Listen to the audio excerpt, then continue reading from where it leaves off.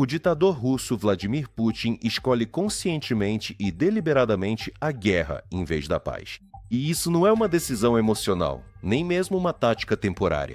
Para o chefe do Kremlin, a guerra há muito tempo se tornou um instrumento fundamental para manter o poder pessoal, controlar a sociedade e evitar que todo o sistema político da Rússia entre em colapso.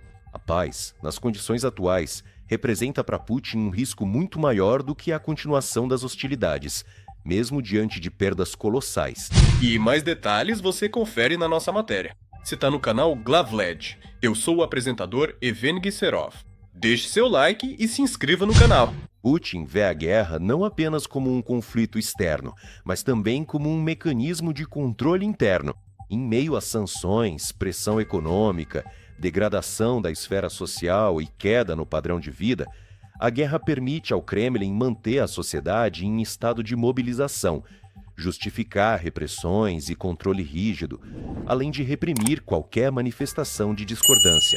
Para o ditador, a guerra é uma forma de explicar os fracassos da política interna como o resultado de uma ameaça externa e manter a imagem de uma fortaleza sitiada. O medo da responsabilidade pessoal também desempenha um papel à parte. Para Putin, a paz sem alcançar os objetivos declarados significaria não apenas uma derrota política, mas o colapso do seu mito como líder forte. Qualquer congelamento do conflito ou recuo sem uma vitória clara levanta automaticamente a questão: para que serviram as centenas de milhares de mortos, a economia destruída e o isolamento internacional? A resposta a essa pergunta é mortalmente perigosa para o próprio regime. É exatamente por isso que o ditador vê o compromisso não como um caminho para a estabilidade, mas como uma ameaça existencial ao seu próprio poder. Na lógica do Kremlin, a paz só é possível em condições que possam ser apresentadas como uma vitória ou, pelo menos, como a imposição de sua vontade ao Ocidente. Todo o resto representa o risco de uma explosão interna, conflitos entre as elites e a perda de controle sobre um sistema construído com base no medo e na violência. Também é importante notar que a guerra se tornou a base econômica do regime.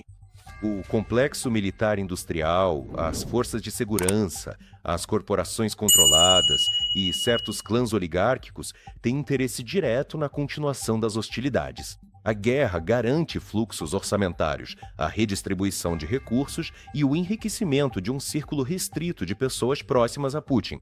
A paz, por outro lado, exigiria auditoria, corte de gastos e respostas para a corrupção em larga escala.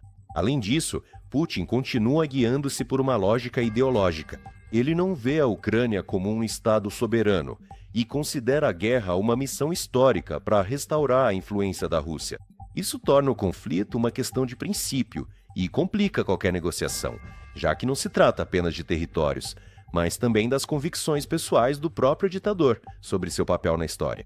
Analistas também observam que Putin aposta deliberadamente no cansaço do Ocidente. Uma guerra prolongada, segundo seus cálculos, deve dividir os aliados da Ucrânia, enfraquecer a vontade política dos países democráticos e, basicamente, forçá-los a buscar compromissos a qualquer custo. É exatamente por isso que o Kremlin finge estar disposto a negociar, enquanto continua com ações ofensivas e ataques, usando a diplomacia como uma ferramenta para ganhar tempo. Dentro dessa lógica, a guerra para Putin é um jogo de desgaste, onde a principal aposta não é uma vitória rápida, mas a sobrevivência a longo prazo do regime. Ele está disposto a sacrificar a economia, a demografia e o futuro do país se isso lhe permitir manter o poder hoje. É por isso que qualquer conversa sobre uma paz rápida, sem uma mudança radical na posição do Kremlin e de seu ditador, parece ilusória. Para Putin, a guerra não é uma tragédia, é uma ferramenta.